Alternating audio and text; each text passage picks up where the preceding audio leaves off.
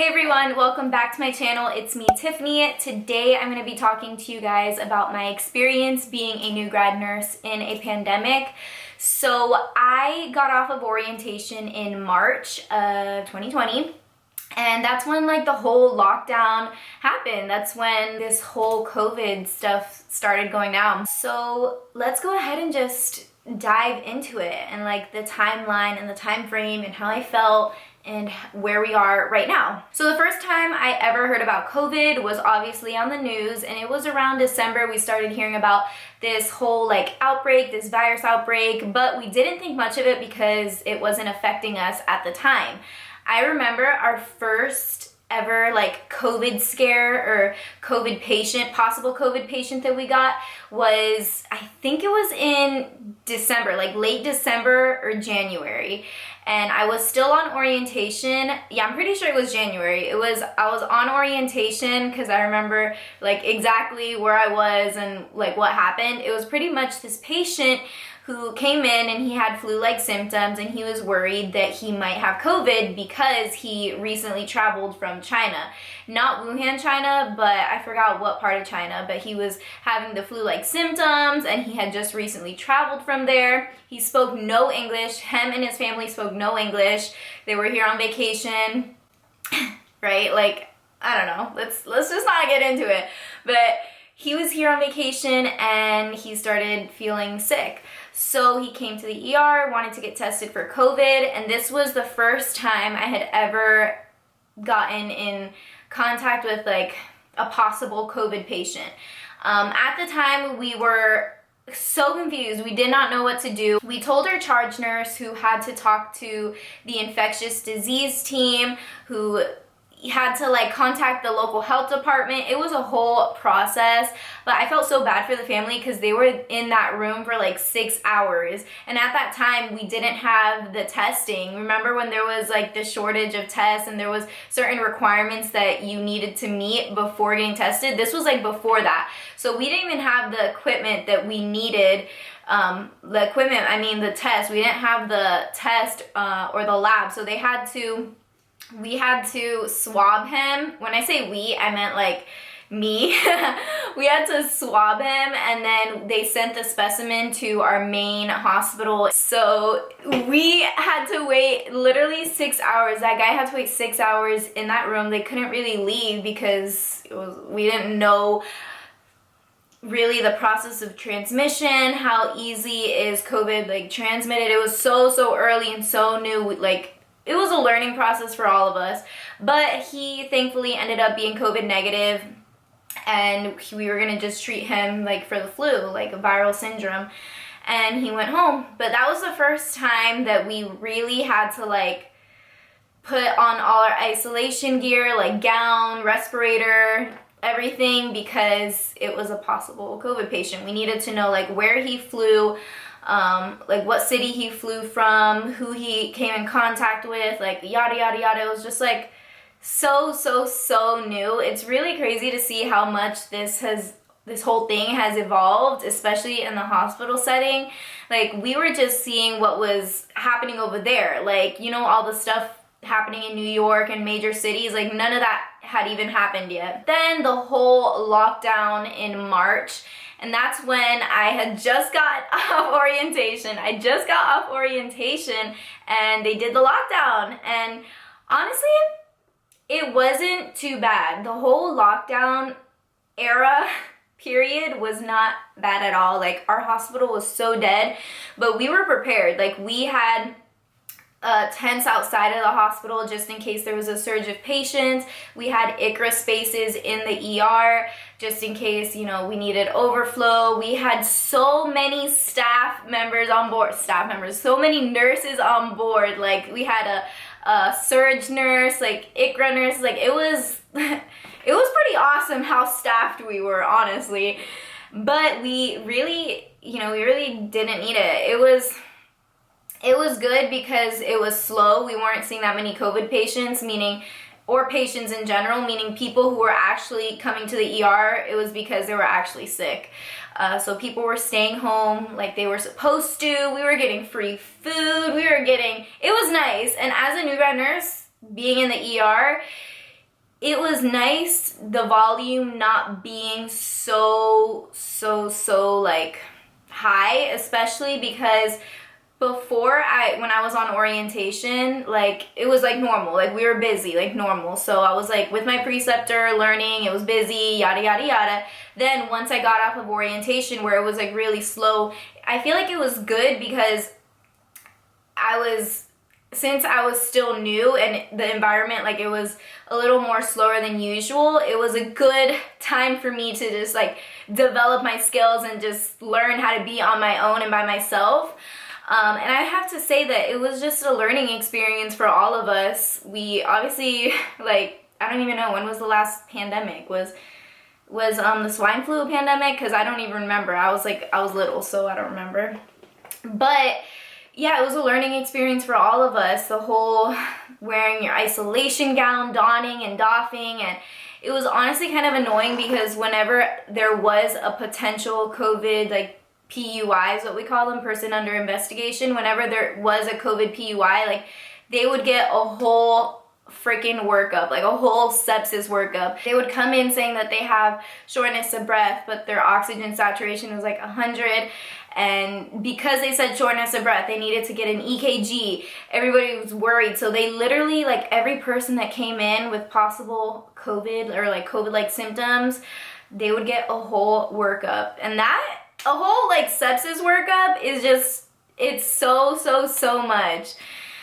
And so it got kind of annoying. It really did get really annoying having to do a sepsis workup on every potential COVID patient that came in just because they said they had like shortness of breath. But really it was like a 20-year-old or a 30-year-old that just wanted to get tested for COVID. And a lot of people were coming to the ER just to get tested. This was like around the time where there was like criteria to getting tested. Like even when I got a little sick in March, like even me as a nurse, I couldn't even get tested because there was limited tests. We just didn't have the capability of doing all these, tests and stuff. There was the testing shortage, so they were only allowing certain people to get tested. And it was kind of annoying that I couldn't get tested because everyone coming to the ER was a PUI, like a person under investigation. So we don't know. We're the first person that they're seeing. Like we don't know if you're COVID positive or not. You know what I mean? So when they asked me like, oh, have you taken care of a COVID positive patient? I'm like, I don't know. It was taking 7 to 14 days for them to get the test results back. Like, how am I supposed to know, that they're positive or not? I ended up being fine. I was only sick for like 2 or 3 days, but I went to like my primary care doctor and all that, and like I didn't meet the criteria for getting tested because I didn't come in known contact with someone that was positive. During the peak of the pandemic, like during lockdown and everything, obviously there was some nurses that had their superstition like, oh, this is just like the flu, like yada yada yada. But most of us in the hospital, like we still were taking all of like our precautions. Like we didn't even like take our computers in the room to scan our medications because it was like that, I don't know, I felt like it was that serious. Like I think it was every hour or every couple hours there would be like a little like chime on the overhead, and that would just be a reminder for us to clean our area and everything. They even had like a designated person outside of the rooms, like the PPE station. They had a designated person there to help you tie your gown and everything. Fast forward like June, July, I feel like I didn't really see that many COVID patients come in. A lot of people were coming in originally just to get tested, remember? And so I wasn't seeing that many COVID patients because they started opening like testing sites, and people that just wanted to get tested, instead of coming to the ER, they were going to the testing sites. And if you have mild symptoms, stay home. Like there was definitely like, we were just seeing normal people. Once the quarantine ended, we were just seeing like normal people. I remember around August, I was just so over like COVID, coronavirus. Like I was getting to the point where I was like getting so anxious because I was just like, I just felt so anxious. Just like, oh my gosh, I felt so locked up, I guess, which is weird because I'm not even working from home. Like, I'm still going to the hospital and still working, but just like doing things that I would like normally do. It was mainly that. Like, I was just so over it, like so over it. Like, I just needed a break from just going to work, coming home, going to work, coming home, because I feel like I didn't have like the normal outlet. You know, when you have work and then you just need some time just to relax, and the stuff that I was doing to relax, like I couldn't really do that. I feel like the normal stuff that I would do to decompress at home, like I wasn't able to do that. Just like going to the movies or, you know, going out or like whatever, like I couldn't do that. So I felt so anxious and so like, like over this shit. I feel like all of the resources and staff and everything was just given at the wrong time. Like the extra staff that we had there during the lockdown, I wish we had that right now, because we're seeing so many more COVID patients now. The food, the gifts, the all that, I wish we had that right now, because that's what we needed right now. Like, we were doing pretty good. Our hospital was doing pretty good. We had so much staff. You know, just had so much help. We were being treated right. Not that we're not being treated right, but it's just like lately I feel like there's been so many freaking COVID patients. Like literally so many. I personally haven't taken care of anybody that's been really ill that needed to be on a ventilator, thankfully. The worst I've seen is probably like just some people really struggling to breathe or like labored, but they've just been on like a nasal cannula. And I think, yeah, probably the worst that I can remember is just this like 30-year-old patient who, she was like really struggling to breathe because of the pneumonia. So she was on like the oxygen nasal cannula, so she wasn't like too bad. She wasn't on a ventilator on BiPAP or CPAP, but she was still struggling with the nasal cannula. So that's probably the worst that I've seen. And then it's just been so weird because I feel like it affects everybody differently, because this lady who was 30 years old, she had no comorbidities and she was doing like pretty bad. However, like I had a 70-year-old patient the other day who had COVID, and she was doing like amazingly. She just had a sore throat. So it's just been really different. I had a 20-year-old patient who was admitted for pneumonia, who was on the nasal cannula. So it's just been presenting differently in everybody. So it's like really weird. You know, you don't know how it's gonna affect the person. I had a patient that came in with a kidney stone who I didn't know she was COVID positive, but she had to get a procedure done for the kidney stone, so we did a pre-procedure COVID swab, and turns out she had COVID. No symptoms, but she was positive. And then just lately we've been getting so many people with COVID, with the pneumonia. They're doing okay, like, but our COVID floor has been like packed, like full. And my advice is, if you don't need to go to the ER, if it's not a true emergency, like don't come to the ER. Like there's people that come to the ER for like toothaches and whatnot, and just like kind of silly stuff that you don't really need to go to the ER for, especially during these times where you might possibly be in a waiting room with somebody who's COVID positive. Like, we try our best to separate, to put them in like a specific room, but literally it's so many patients that you can't put them in, like, our ER is full and you might be in the waiting room with somebody that's COVID positive. Like, there's nowhere else we could put them, you know what I mean? So it's been really packed. I have been wearing my respirator more often lately. It's not even for people that are just like PUIs or COVID positive. Like, I've been wearing it more lately just for regular patients because I had that freaking person that came in with a kidney stone and was COVID positive. So it's like, you don't know. So I've been wearing my respirator more often lately, and because of that, I developed some allergic dermatitis to my respirator. Like, literally my whole like face is freaking messed up. It's just around here, like I feel the bumps, and like because I'm wearing makeup you can't see the redness, but those people who work with me, I don't really wear makeup to work. So yo, at work I be looking so busted, and they see like the allergic dermatitis. They probably think I have like some friggin' weird skin disease or something.